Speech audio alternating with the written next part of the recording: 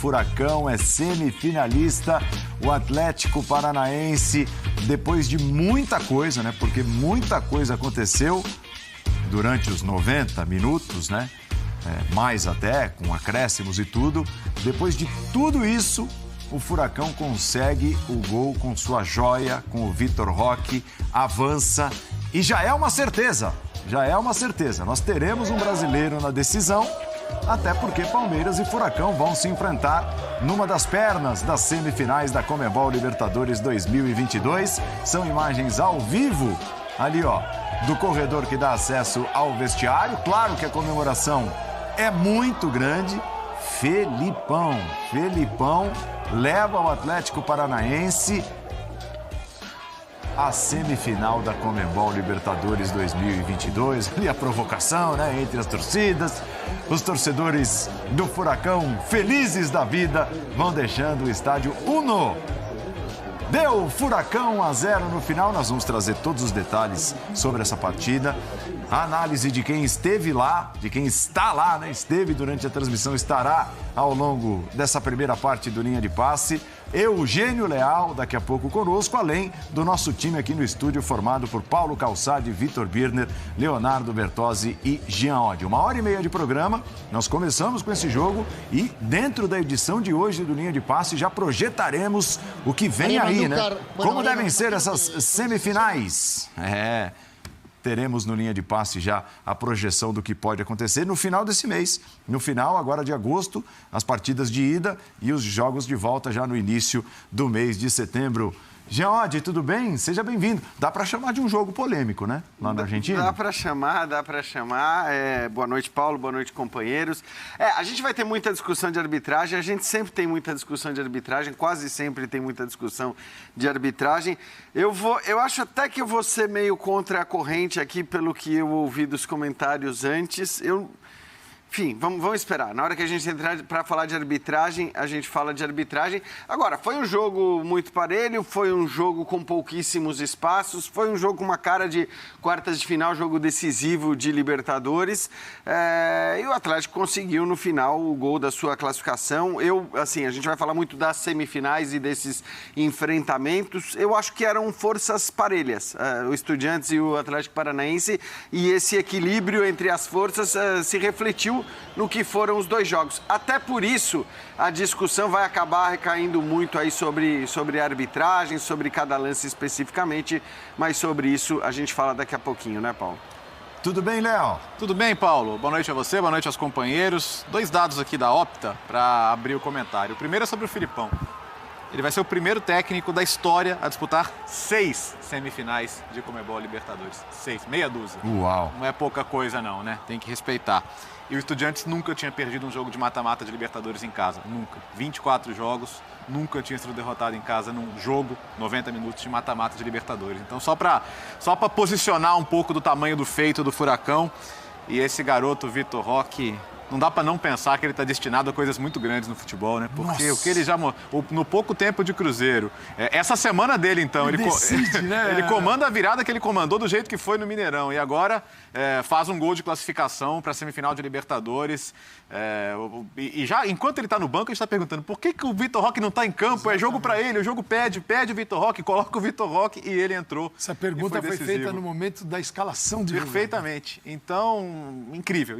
A personalidade desse garoto é o que coloca hoje o Furacão na final. Tem muita coisa a discutir pro purista, pro cara que está esperando um jogo bem jogado. Ele não teve muita coisa para ver, mas pro cara que esperasse emoção, drama, um jogo brigado, peleado, com a bola mais tempo no alto do que no chão.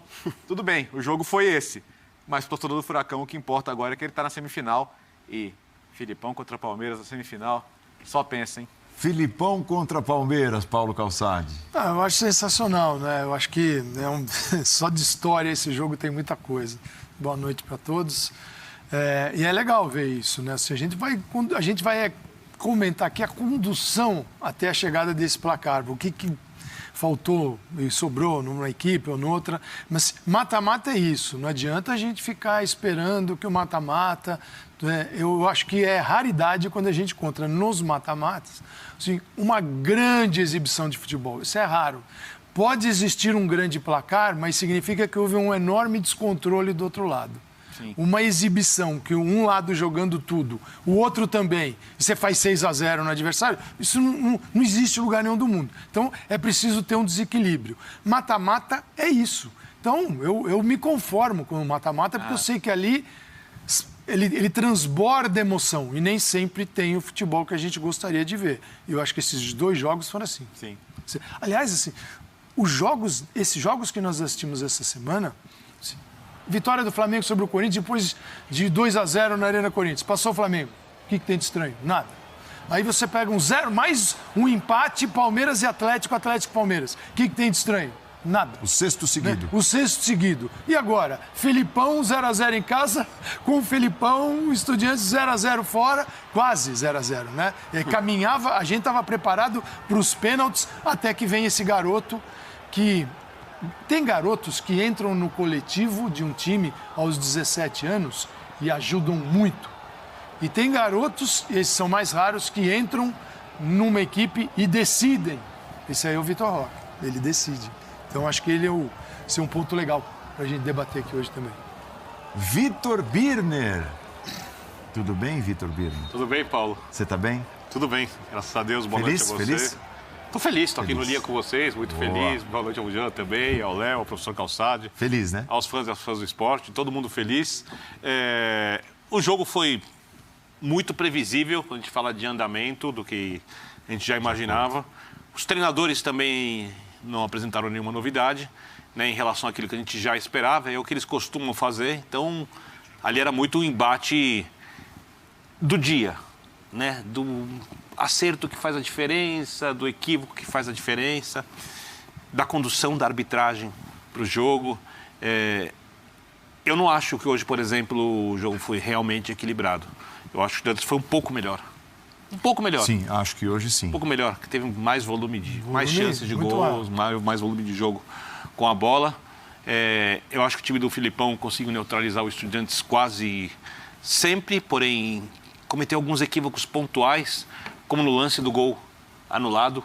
O time do Filipão não perde bolas de escanteio daquele jeito em jogos de mata-mata, ao contrário, ele ganha essas bolas, né? Acho que emocionalmente ele conseguiu lidar muito bem com o jogo. O Filipão em si se sente muito confortável quando seu time é pressionado. Ele gosta desse tipo de situação. Ele é um ser do mata-mata, né? Ele é um ser do mata-mata. Ele é um ser do jogo, tipo, do jogo emocional. O jogo que transborda, né? Competitividade. Ele é um ser desse jogo que ocorre durante 90 minutos e ocorre também fora do campo. Porque o mata-mata em si, se você pensar, o mata-mata entre 2 times alemães, tem muita pegada, tem muita competitividade, mas tem, digamos assim, é quente, mas não é um calor. Esse tipo de calor. Esse tipo de calor é diferente.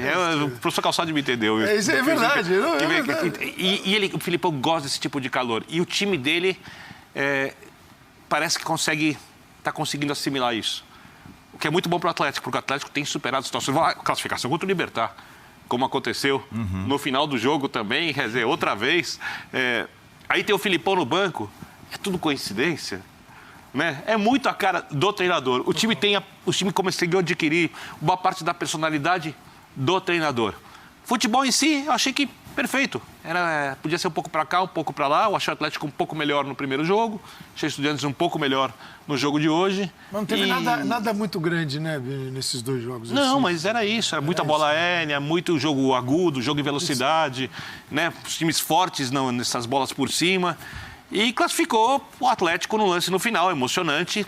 Entra para a história da equipe. Como disse o Léo, o Estudiantes nunca havia perdido nessa fase o mata-mata de Libertadores. Então, tá ali, tá escrito. O Atlético é o primeiro a fazer isso. E a gente vai discutir aqui um pouco mais das possibilidades do time, do que foi o jogo.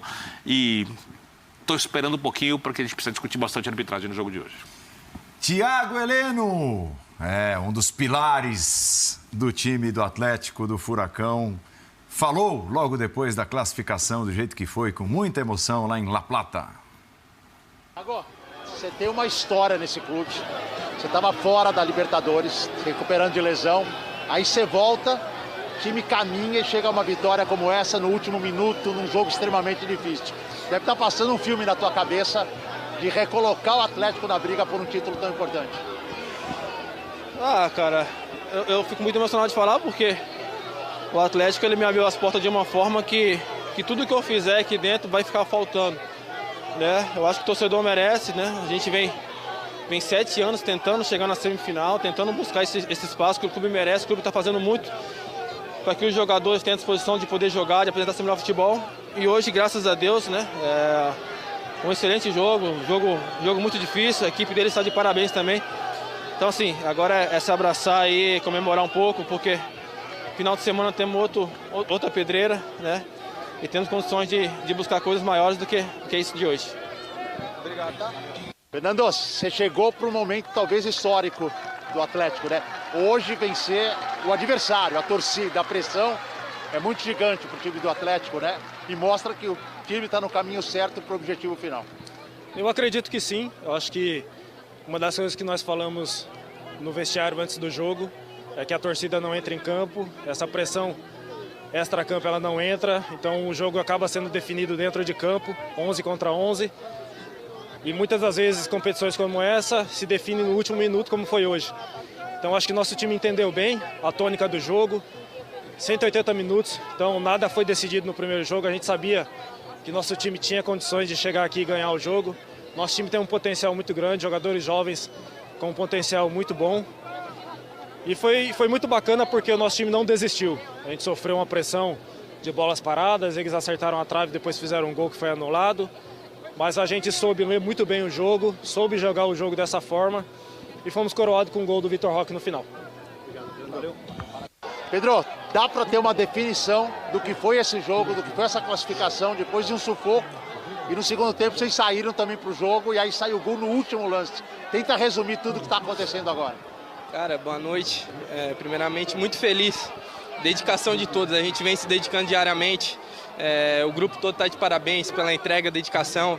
A gente sabia que ia ser um jogo muito difícil aqui, mas a gente sabia da qualidade da nossa equipe.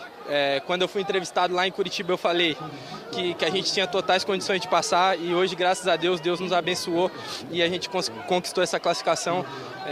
Agora é descansar e pensar no próximo jogo já. Vitor, esse jogo já está na tua história, não tá? Porque fazer um gol no último lance, evitar aquela pressão de pênaltis, aquela coisa que a gente não sabe o que vai acontecer, com uma bola dividida ali na área.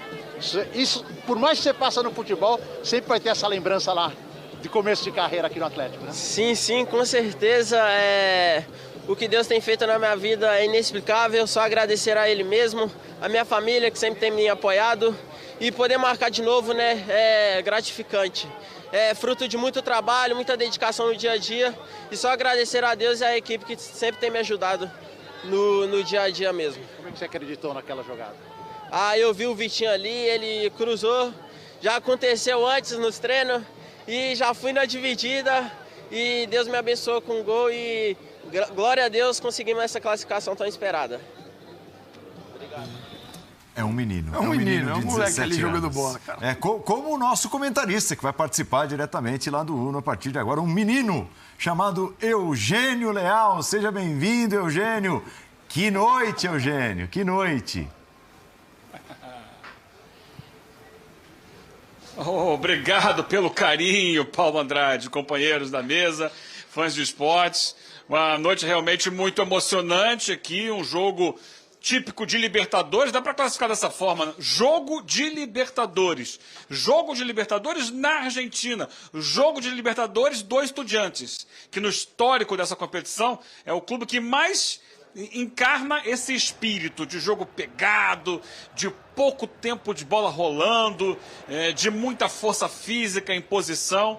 E foi assim que o Estudiantes encarou mais esse jogo, foi assim que ele encarou uma bela campanha que fez até aqui. E o Atlético conseguiu neutralizar esse jogo. É claro que sofreu em alguns momentos, teve o lance do gol anulado, essa é uma outra discussão que a gente pode entrar daqui a pouco, mas ele conseguiu, na maior parte das vezes, inibir a bola aérea, que tem sido ao longo de toda a temporada a grande força dessa equipe do Ricardo Zielinski. E no final das contas, saiu do banco o gol que deu a classificação para o Furacão. Jogada que começa com Terãs, que entrou só para bater pênalti, e entrou já faltando 1 minuto para acabar o tempo de acréscimos. E aí, faltando 30 segundos, ele inicia a jogada, que passa pelos pés do Vitinho, outro que saiu do banco no segundo tempo, e termina nesse menino que tem estrela. Eu não sei o que vai ser o futuro dele, mas o que ele demonstra até aqui é muita estrela, além de qualidade técnica, perspicácia na área, tá ligado, tá atento, porque ele poderia não ir nessa bola. Tá mais pro goleiro do que para mim. Ele acredita na jogada, vai e consegue o gol da classificação. Tem estrela, e a gente tem uma expectativa muito grande em relação ao Vitor Roque para o futuro. Mas, acima de tudo, o Atlético conseguiu mostrar aquilo que era a minha maior preocupação antes do jogo. Cabeça no lugar. Uma dividida aqui e ali, mais forte e tal, um cartãozinho, mas ninguém passou do ponto e conseguiu levar o time firme e forte. Iria para os pênaltis, eu já tinha até dado alerta de pênaltis aqui na transmissão, mas esse gol no último lance classifica o Atlético e coloca 3 brasileiros dentre os 4 semifinalistas. Paulo. Existia até, por parte de alguns, a expectativa de que o Felipão fosse escalar o time diferente do que vem fazendo com 3 zagueiros. Ele não põe os 3 zagueiros, escala os 2 volantes, o Hugo Moura e o Fernandinho, e até dá mais liberdade do que o Fernandinho está acostumado a ter. O Fernandinho, muitas vezes, é um termo que o Calçade costuma usar muito, pisa na área. Brincadeira. O Fernandinho se apresenta como meia, muitas vezes, para tentar puxar o Furacão para o ataque. Sim. E até lembrando muito o que ele fez no começo da carreira. Exato. No próprio Atlético, O ponto hoje era que o Atlético precisava, quando roubasse a bola, ser mais perigoso indo à frente. No primeiro tempo, em particular, não foi. Acho até que o melhor momento do Atlético foi o começo do segundo tempo, quando conseguiu segurar a bola mais na frente, trocar um pouco mais de passe, assustar. Teve aquela bola do Coelho que passou raspando. E aí, depois do gol anulado, que vai causar tanta polêmica aqui na discussão, dá uma estabilizada até mentalmente de novo, Tanto que, assim, a bola circula muito a área do Atlético Paranaense no segundo tempo, mas sem grandes oportunidades claras, Vai lá. Então, eu gostei mais do time no segundo tempo. Até porque alguns jogadores que não estavam entrando tanto no jogo, o próprio Canóbio, parece que eles voltaram melhores aí para a segunda etapa e o time conseguiu se organizar um pouquinho melhor. Ainda assim, esse acaba sendo um episódio que foi um divisor de águas para o jogo. Tal como o gol anulado do primeiro jogo, mas ali o gol anulado do primeiro jogo não tinha muita discussão a respeito. Aqui vai ter bastante. Eu acho até que em relação à questão tática, o Fernandinho tem mais liberdade também, porque aí quem está jogando não é mais o Terãs no meio, A própria entrada do Alex Santana, de alguma maneira, dá um pouco mais de liberdade ao Fernandinho. Foi um Atlético, vamos dizer, mais marcador do que no jogo de ida. E justamente quando eu digo que o confronto foi equilibrado, é porque eu acho que essa superioridade que o Birner citou, por exemplo, do Estudiantes hoje, foi mais ou menos a superioridade que o Atlético teve no primeiro jogo, Então, de maneira geral, nos 180 minutos, o confronto foi muito equilibrado e resolvido nos detalhes, num gol no final, nas questões de arbitragem que a gente ainda vai discutir bastante, mas acho que a ideia do Filipão mesmo era essa, quer dizer, era ainda sabendo ou imaginando que o Estudiantes fosse dar um pouquinho mais de espaço, a prioridade do Filipão na partida de hoje, acho que era mais tirar os espaços do Estudiantes do que se aproveitar tanto dos espaços gerados pelo adversário. Se aproveitou no finalzinho, a jogada começa inclusive com o Terãs, como o Eugênio chamou a atenção, ele que tinha acabado de entrar, ele se aproveita desse espaço e consegue criar a jogada aí do gol do Atlético, que a gente também pode discutir, mas aí eu acho que vai ter menos polêmica. O que eu senti falta no Atlético é de uma maior organização no centro do campo para articular jogadas e, sobretudo, diante do adversário, que era obrigado a subir e ia deixar espaços na última linha, nas costas da última linha, e vem com 3 jogadores justamente para tentar se proteger um pouco melhor, que era um meio de campo que conseguisse produzir a infiltração para os atacantes. E isso o Atlético ficou faltando. A gente estava eu vendo o jogo ali ao lado do Paulo, tem hora que você olhava o Fernandinho conduzindo muito a bola. O Fernandinho era a opção na condução, quer dizer, com longas conduções. Perfeito. Você ter o Fernandinho fazendo isso, é legal. Mas se o Fernandinho é o único responsável por isso, é muito pouco para o Atlético. Então, aí é uma equipe que fica um pouco empobrecida nesse sentido. E o Estudiantes, na bola alta o tempo todo, né? Seja na bola parada ou com o jogo, é bola... E ela entrava na defesa do Atlético, ela era perigosa. Acho que o último lance, a última jogada do primeiro tempo foi um cabeceio na pequena área. Na metade da pequena área. O grande mérito do time é a bola parada ofensiva, no sentido de que boa parte dos gols dos Estudiantes da competição saiu assim. E ele foi muito perigoso hoje assim, principalmente, né? E assim, eu acho esse o aspecto em que o time é melhor treinado, inclusive. O próprio gol sai assim. Sai assim e poderia ter saído assim. Então, poderia ter saído assim, sim. Mas eu vi o Estudiantes também, quando precisou construir, porque no jogo de Curitiba não precisou, não quis e ok, vamos para casa.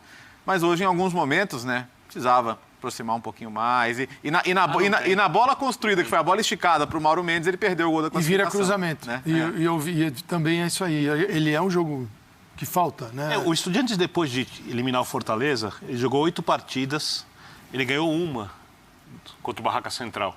O Estudiantes é um time que passa algumas dificuldades, só que na Libertadores, no mata-mata, é inegável que ele cresce. Ele cresceu hoje. Não é um time fácil de ser vencido. Então, o time incorpora um espírito ali de competitivo de mata-mata, que tem muito a ver com essa proposta de jogo. Com saber fazer a pressão, ter a jogada aérea, ter o lance de contra-ataque, ter o lance de velocidade. A linha de 5 de Estudiantes que, na Libertadores, na marcação, funciona. Atrás, não é um time que toma gols aéreos, jogadas aéreas com muita facilidade. Mas individualmente não é uma grande equipe. O Atlético é o time com mais qualidade técnica para construir o jogo. Mas o Atlético tem uma outra ideia, e é uma ideia que foi necessária porque o rumo do trabalho foi modificado ao longo da temporada quando você traz o Filipão. E você traz o Filipão para fazer esse tipo de jogo. E esse tipo de jogo do Atlético está sendo realizado de maneira competente. Hoje, por exemplo, se o Canóbio faz uma atuação melhor com a bola, porque ele passou mais tempo marcando do que construindo, provavelmente o Atlético teria mais lances de contra-ataque. Aí é uma questão da individualidade, não foi da escolha do Filipão. Se o Filipão tivesse um centroavante, porque o tipo de jogo que o Filipão gosta e que ele montou hoje é um jogo que precisa de um centroavante que resolva jogos. O cara grande, de área, que vai aproveitar o que o Coelho faz pela esquerda, o que o Canóbio faz pela direita, os cruzamentos. Vai ser difícil ele manter esse Pablo no... Se ele tivesse o Leandro Dias, que é o centroavante do Estudiantes... melhorava, já melhorava. A vida do Filipão no futebol é feita com esse centroavante. Com o Jardel, com o Oséias, com esses jogadores, sabe? Então, ele está tirando o que é possível dessa equipe do Atlético, e esse Atlético está oferecendo, para mim, muito em termos de competitividade, em termos do que aquilo que o torcedor pode esperar. A colocação no Campeonato Brasileiro é de se aplaudir. Ela está até acima, por exemplo, o Atlético está acima do outro Atlético. E não são elencos que a gente pode sequer pensar em comparar. O Atlético está na Libertadores, na semifinal, entre os 4 melhores times do continente. Então, acho que é o momento de comemorar e de elogiar, sem deixar de falar daquilo que aconteceu no jogo, obviamente.